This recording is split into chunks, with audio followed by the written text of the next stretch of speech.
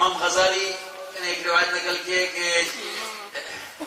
جس آدمی کی بیوی بد اخلاق ہو اور وہ صبر کرے بیوی کی بد اخلاقی پہ صبر کرے تو اسے ایوب علیہ السلام جیسے صبر کا اجر دیا جائے.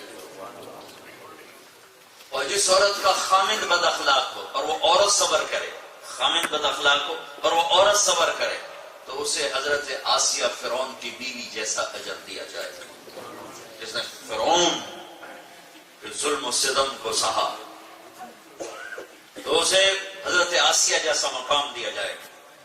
بعض مرد زبان کے تیز ہوتے، بعضی عورتیں زبان کی تیز ہوتی. میرے بھائیوں، اللہ اور میری بہنوں، اللہ اس کے رسول کی بارگاہ میں جگہ بنانی ہے. یہ زبان قابو میں کر، یہ زبان قابو میں کر، یہ زبان قابو میں کر. اللہ بھی تمہارا، رسول بھی تمہارا، جنت بھی تمہاری، لوگ بھی تمہارے. تم بیوی سے میٹھا بولو، زندگی بھر قربان ہو جائے گی.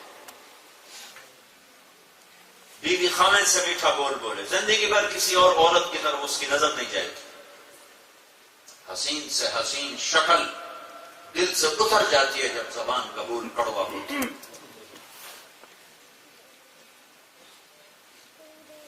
ایک جگہ میرا بیان تھا لاہور خواتین میں، تو صاحب خانہ بھی اربوں پتی آدمی وہ میرے پاس ہے دوڑ ایک خاتون آپ سے ملنا چاہتی ہیں، ان کا خامد اتنا مالدار ہے کہ میرے جیسے 5 آدمی اس کی جیب میں آ سکتے.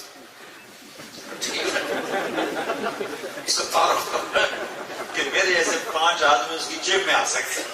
اچھا بھائی ٹھیک ہے، مل لیتا ہوں. وہ خاتون تشریف لائیں، کوئی دکھی آدمی آتا ہے پہلے اپنی کہانی سناتا ہے پھر روتا ہے. کوئی دکھی خاتون آتی ہے پہلے اپنی کہانی سناتی ہے پھر روتی ہے. لیکن اس خاتون نے رونے سے ابتدا کی، نام بتایا اور میرا خامن کوئی جو بات بہت مالدار ہے، بہت مالدار ہے، میرے ساتھ اس کا بورڈ ٹھیک نہیں، میں پیسے کو آگ لگاؤں. یہ کروڑوں کی گاڑی، یہ کروڑوں کے زیور، یہ لاکھوں کے پوشاکیں، لباس، میں اس کو کیا کروں اگر اس کی زبان کا بولی میرے ساتھ ٹھیک نہیں. اور اس کو برعکس کر لو، کسی عورت کے حسن و جمال کی کیا قیمت ہے اگر اس کی زبان کا بولی تیز ہے، تند ہے، زہریلا ہے. ساری دنیا کا زہر اکٹھا کرو، زبان کا زہر اس سے زیادہ ہے. ساری دنیا کا شہد اکٹھا کرو، زبان کی مٹھاس اس سے زیادہ ہے. 7 سمندر کی کڑواہٹ جمع کروں، زبان کا ایک کڑوا بول اس سے زیادہ ہے. پورے 7 بر اعظم کے شہد اکٹھے کروں، زبان کا ایک میٹھا بول اس سے زیادہ میٹھا ہے. ذو رحم وصول، رشتہ دار، سب سے بڑا رشتہ تو خامد اور بیوی ہے. سب سے اہم رشتہ خامد اور بیوی ہے. سب سے اہم رشتہ، سب سے بڑا رشتہ ماں باپ، سب سے بڑا رشتہ. لیکن سب سے بنیادی رشتہ خامد اور بیوی ہے. اس رشتے سے اللہ نے زندگی کی ابتدا کی. آدم اور حوا کو بہن بھائی نہیں بنایا. پہلے دن ماں باپ کا روپ نہیں دیا کہ جیسے آدم اور حوا کو بنایا تھا کہ 2-4 نال بچے کی ناری بنا دیں دلبے ہونے تو ماں پہ بن جاؤ. پہلے خامد اور بیوی بنایا، پھر ان سے اولاد دی تو ماں باپ بنا دیا.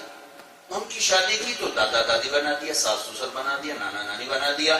سارے رشتے خامد اور بیوی سے چلتے ہیں.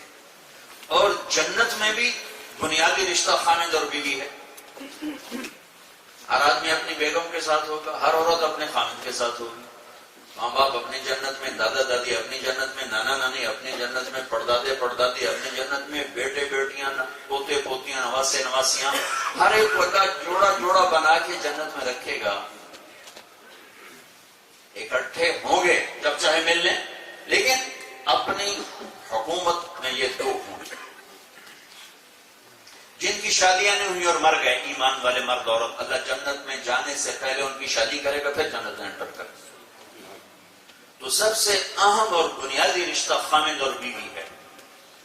تو صلہ رحمی میں اور اچھے سلوک میں سب سے بڑا حق ہے میرے اوپر کہ میں اپنی بیوی سے اچھا سلوک کروں، اور میری بیوی پر حق ہے کہ وہ مجھ سے اچھا سلوک کرے. اور آپ کو ایک عجیب حدیث سناؤں. سب سے پہلے جو عمل ترازو میں تولا جائے گا نماز، سب سے بڑا عمل ہے. روزہ نہیں، حج نہیں، زکوٰۃ نہیں، جہاد نہیں، تبلیغ نہیں، علم نہیں، ذکر نہیں. سب سے پہلے کون سا عمل تولا جائے گا؟ سب سے پہلے میرا اپنی بیوی سے سلوک تولا جائے گا، اور سب سے پہلے میری بیوی کے عمل میں سے اس کا میرے ساتھ سلوک تولا جائے گا، باقی عمل بعد میں تولے جائیں گے. اگر آپ یہاں خاوند بیوی رہتے ہو تو اس رشتے کو مضبوط کرو، اور اب تمہاری اولاد ہے ان کو ٹائم، ان کے لیے ٹائم نکالو. یہاں کی زندگی ایسی ہے کہ بیوی کو بھی لگنا پڑتا ہے، خاوند کو بھی لگنا پڑتا ہے، تب جا کے پہیا گھومتا ہے. تمہاری مجبوری ہے، ٹھیک ہے کرو، لیکن اللہ کے واسطے اپنے بچوں کو ٹائم دو، انہیں مسلمان بنا کے مرو. کتنی ہماری نسلیں گم ہو گئی کہ ماں باپ نے بتایا ہی نہیں ہم ہیں کون اور ہم نے کرنا کیا ہے. پیسہ بہت کٹ کر، میرا اپنا ایک ماموں رہتا ہے ادھر انگلینڈ میں، کروڑوں پتی، پاؤنڈ میں کروڑوں پتی وہ آدمی بنا. میں جب ملنے جاتا پتر ویلا کوئی نہیں، پتر ویلا کوئی نہیں. بڑے میں اس کے پیچھے گیا، پتر ویلا کوئی نہیں. سن 2000 میں گیا تو اس کے 10 ٹیلی فون میرے پہنچنے سے پہلے آ گیا. تارک آیا کہ نہیں آیا، تارک آیا کہ نہیں آیا. وہ آوے تو مینو ملے، میں کہ ماں مینو کی بج گئی. پتر ویلا کوئی نہیں، کیا مینو آ کے ملے. تو ہیلی فیکس میں رہتا ہے، ڈیوزبری کے قریب ہے. میں چلا گیا تب وہاں بیٹھا، کبوتر اولاد چھڑ کے چلی گئی. 26 سال بعد پتا لگا کہ اتنے نہ ہی ہوتا تو چنگا سی. چٹنی روٹی تو پاکستان میں لگ جانی ہے، دولت بڑی بنائی ہے تو سب کچھ چلا گیا. کیوں؟ بچوں کو ٹائم نہیں دیا. انہیں کیا خبر ہمارا باپ کون، دین کیا ہے، ایمان کیا ہے، ماں کیا ہے، اسلام کیا ہے. دن رات پہیے کی طرح گھوم گھوم گھوم گھوم. بچوں کو ٹائم دو، چھٹی کرو، چھٹی والے دن موبائل آف کرو. یہ گورے کتنے سمجھدار ہیں، ہفتہ اتوار ان کا فون تم ملاؤ کبھی نہیں ملے گا. تم ٹائلٹ میں بھی فون سنتے، ہمارا ٹائلٹ میں بھی آف نہیں. کتنی دفعہ میں نے ایئرپورٹوں پہ سنا ٹائلٹ میں بیٹھ کے بات کر رہے ہیں، اور یہ فیصلہ بادی اور ٹائلٹ میں بیٹھ کے سودے کرتے ہیں. تو تم ایسا ظلم نہ کرو، ایسا ظلم نہ کرو. جب گھر میں آؤ فون بند کر، بچوں کے ساتھ بیٹھو، بیوی کے ساتھ بیٹھو، بیوی خامن کے ساتھ، پورے انوالو ہو جاؤ. محبت تو محبت. میرے نبی نے پوچھا اسلام کا سب سے بڑا عمل کیا ہے؟ صحابہ نے کہا نماز کا نہیں، جہاد کا نہیں، روزہ نہیں، حج نہیں، صدقہ نہیں. اچھا تو پھر کیا ہے؟ آپ نے کہا اسلام کا سب سے مضبوط عمل آپس کی محبت ہے، اللہ کے لیے محبت ہے. ایک دوسرے کو محبت. والدین ساتھ ہیں، ان کے قدموں میں بیٹھنا سیکھو. پیچھے ہیں، ان کا حال پوچھتے رہو، ان کی دعا لو. خامد بیوی کی دعا لے، بیوی خامد کی دعا لے. دعا کرو، مجھے حضرت بھی دعا کرو، اس سے نہیں کچھ ہوتا. دعا لی جاتی، کرائی نہیں جاتی. تو یہ ہمارے پٹھان تو پڑھ رہے تھے دعا کرو، دعا کرو. آؤ کبھی اٹھاؤ، ابے انہوں نے مٹی سے سوا تیرے واسطے دعا کر، سر تے چڑھا کرو تو چھوٹا لے. دعا نکلوائی جاتی ہے اور خدمت سے نکلتی. میں 90 کے حج میں تھا، مجھے 2 گوڑیاں ملی مدینہ منورہ. پترا راہ کھڑی گئی ہیں ضرور راہ. وہ میرا بھی دوسرا حج تھا، 89 میں پہلا، 90 میں دوسرا. میں کہا ماں جی میں نے کوئی پتہ نہیں مدینے تو میں کی کرا.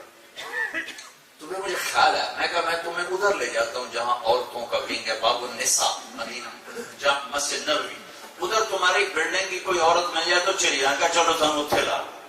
دونوں تھی کوئی راؤنڈ اباؤٹ 70. میں ان کو لے گیا، وہاں جا کے چھوڑ کے میں اپنی مسجد میں آ گیا. عشاء کی نماز کے بعد اس طرف تھا باب النساء، یہ ادھر، اور میں ادھر رہتا تھا. میرے ساتھ میری بیگم بھی تھی، والدہ مرحومہ، پھوپھی مرحومہ، 3 مسورہ چوتھا میں. ایک وہاں دوست تھا میرا، اس نے مجھے پورا اپنا گھر دے دیا تھا اور بہت آسانی کر دی تھی. تو میں اپنی والدہ بیگم اور پھوپھی کو لے کر جب نکلا اور اپنے گھر کے قریب پہنچا پہنچا تو چھوڑا میں نے ان کو ادھر تھا اور میرے گھر کے قریب فٹ پاتھ پہ بیٹھی ہوں. میں کہا اما تانوں بھی بڑھا کہ مڑ کھڑی گئی.